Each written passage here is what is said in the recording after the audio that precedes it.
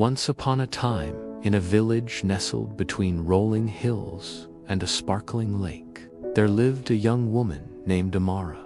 Amara was known throughout the village for her radiant smile and her infectious laughter. She lived in a small cottage with her parents, and although they weren't rich, their home was filled with warmth and happiness. One day, a renowned spiritual master named Bodhi arrived in the village. People from all around came to listen to his teachings. News of his arrival reached Amara, and she, along with many others, went to hear him speak. As the spiritual master began his discourse, he looked out at the sea of faces and asked, "Can anyone tell me what the purpose of life is?" A man from the crowd raised his hand and said, "To acquire wealth, to live a comfortable life." The spiritual master nodded. "Yes, that is one perspective. But I ask you, is that enough?" The man was taken aback. "What do you mean?" he asked. The spiritual master continued, "Many people believe that if they had just one wish, it would be to have a lot of money.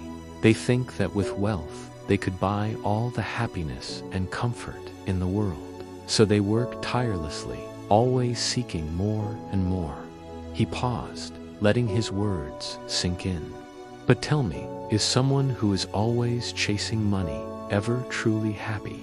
Can money buy peace of mind, a good night's sleep, or the absence of fear and worry?" The man shook his head slowly. "I suppose not," he admitted.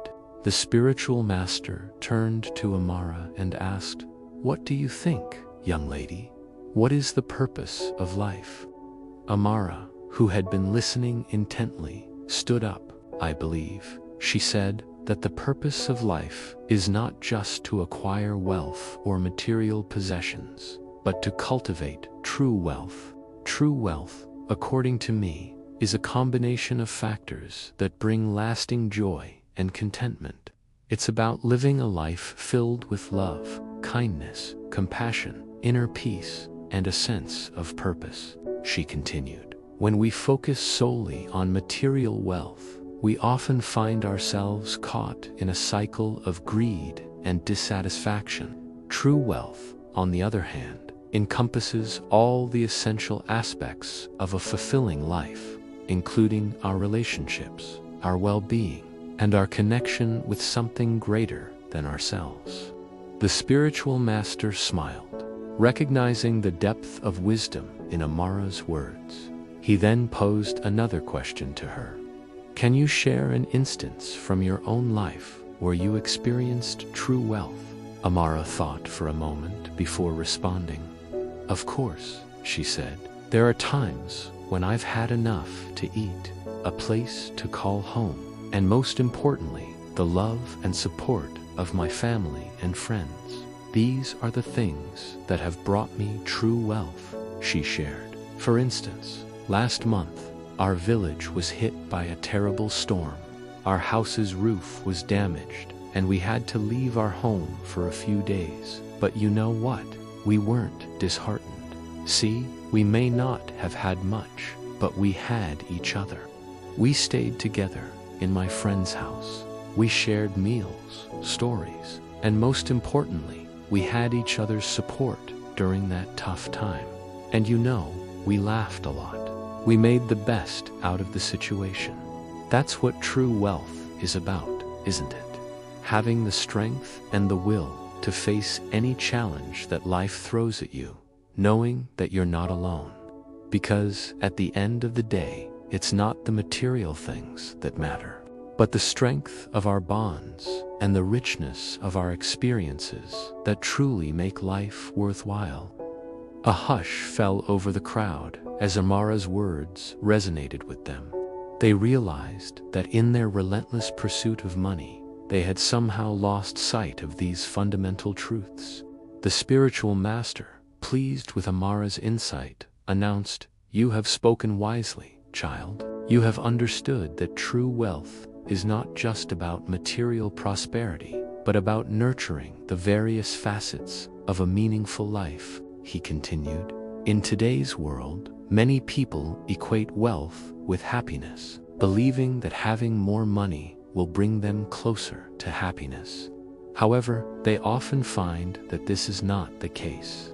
True wealth lies in embracing simplicity, appreciating what we have, and finding joy in the everyday aspects of life. The spiritual master then shared a story with the villagers. Once upon a time, he began. There were two friends, Chandu and Banu. Chandu was a wealthy man who lived in a luxurious palace. He had everything one could desire, from precious jewels to exquisite garments. On the other hand, Banu was a poor man who lived in a small hut. He had very little to his name. However, despite their different circumstances, both of them were content with their lives. Chandu enjoyed his wealth, throwing lavish parties and indulging in all kinds of luxuries. But as time went on, he started feeling a sense of emptiness. No matter how much money he spent on trying to fill this void, he just couldn't shake off this feeling.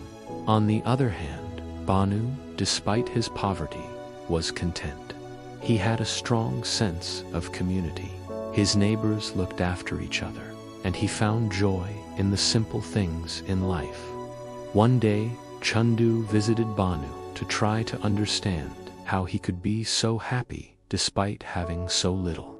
Banu welcomed Chandu into his humble abode and served him tea. As they sat together, Banu told Chandu, "True wealth is not measured by the size of your house or the amount of money in your bank account. It's about finding happiness in the present moment, appreciating the blessings in your life, and having a strong sense of community and belonging." Chandu pondered over Banu's words and realized the truth in them. He understood that he had been chasing material wealth all this time and had neglected the important aspects of life that truly brought happiness. The spiritual master concluded the story and said, "Just like Chandu, many of us get caught up in the rat race of accumulating more and more, forgetting that true wealth lies in appreciating what we have and living each day to the fullest." True wealth is a holistic concept that encompasses our relationships, health, personal growth, and our connection with nature and spirituality. When we strive to attain true wealth, we find that our lives become more balanced, more joyful, and more meaningful. As the session came to an end, the villagers thanked the spiritual master and Amara for their enlightening words. They realized that they had much to ponder and reflect upon. From that day forward, they began to see the value of cultivating true wealth in their lives. They started prioritizing their relationships, appreciating the beauty of simplicity, and finding joy in the little things. Slowly but surely, they transformed their lives, not just by chasing material possessions, but by nurturing the various facets of true wealth. Amara, with her innocent wisdom, had shown them the way. She became known throughout the land for her deep understanding of life's purpose. People from far and wide came to her seeking guidance on how to live a life of true wealth and happiness. And so the story of Amara, the girl who understood the true meaning of wealth, continued to be passed down through generations, reminding people that true wealth is not just about money, but about living a life filled with purpose, meaning, and joy. The spiritual master looked at the villagers and said, "Happiness is a journey, not a destination. It's in the small moments, in the connections we make, and in the way we choose to live our lives." True wealth is not about amassing material possessions, but about nurturing the richness of our experiences, relationships, and our connection with ourselves and the world around us. So let us take a moment to appreciate the true wealth that we all have in our lives. Let us cherish our loved ones, embrace simplicity, and find joy in every moment. Thank you.